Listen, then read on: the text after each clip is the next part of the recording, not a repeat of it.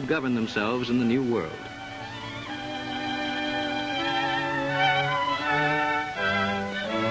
Test on the open sea all the faith, dreams, and skill that have gone into her making. Her towering afterdeck gives her a dignity greater than her size as the last stores are loaded aboard in Plymouth Harbor, where another Mayflower once birthed so long ago. Miles Standish led the original try. Yet when swooping seagulls signaled land was near, the ship and all but one Pilgrim had managed to survive. 66 days out of Plymouth, the first Mayflower found a far different scene at Provincetown than the welcome that marks the end of this 20th century pilgrimage. Journeyed to the Netherlands, and later some journeyed to the New World. Those who undertook this perilous journey were later given the name Pilgrims.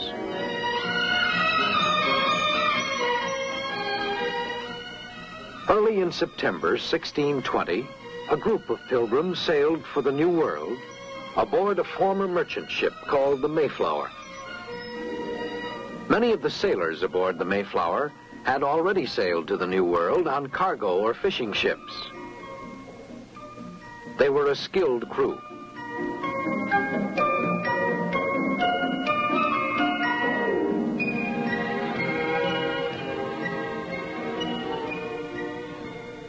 The captain of the Mayflower, an experienced and well-trained sailor, feared that the Pilgrims might interfere with the running of his ship, and so he ordered his crew to make sure the passengers stayed off deck.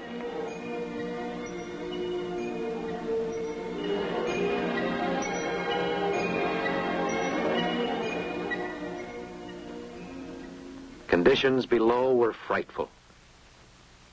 About 75 of 102 Pilgrims lived cramped into a small space without much light or air.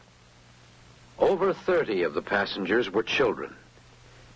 In their gloomy surroundings, they passed away endless hours, sometimes by playing quiet games, such as cat's cradle, sometimes by playing pranks. Once several boys tried to explode the ship's store of powder, but were stopped by watchful adults. This was one of the few moments of excitement, and for it the boys were properly punished. But mostly life aboard ship was dreary and monotonous. To make matters worse, many of the passengers became ill, some with a disease called... Yet they were able to stand weeks of living in their dark and cheerless quarters by drawing strength and comfort from the words of the Bible and from their all-powerful faith in a merciful God. After 2 long months of voyaging across the sea, their faith was rewarded on a brisk morning in November 1620. A Pilgrim leader described what happened. After long beating at sea, they fell with the land, which is called Cape Cod. Thus they arrived in a good harbor and were brought safe to land.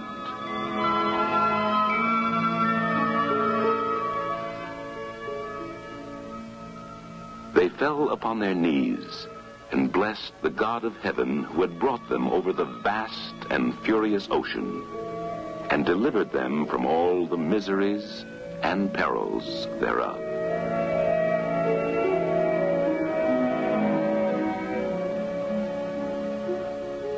But even before they reached this land, arguments broke out among several of the Pilgrims.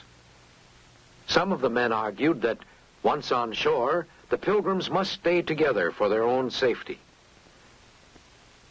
Others wanted to break up into separate parties, each party going where it pleased. The Pilgrim fathers saw the dangers of disbanding the group. At a meeting in the captain's cabin, they wrote a document which became known as the Mayflower Compact. It was to become one of the great foundations of American democracy. In part, the Mayflower Compact reads, having undertaken a voyage to plant a colony, do solemnly in the presence of God and one another combine ourselves together in a civil body politic for our better ordering and preservation, and by virtue hereof to enact such just and equal laws as shall be thought most meet and convenient for the good of the colony. We hereunder subscribe our names at Cape Cod, the 11th of November, Anno Domini 1620. With the signing of this document, the Pilgrims firmly bound themselves into a single group that would stay together.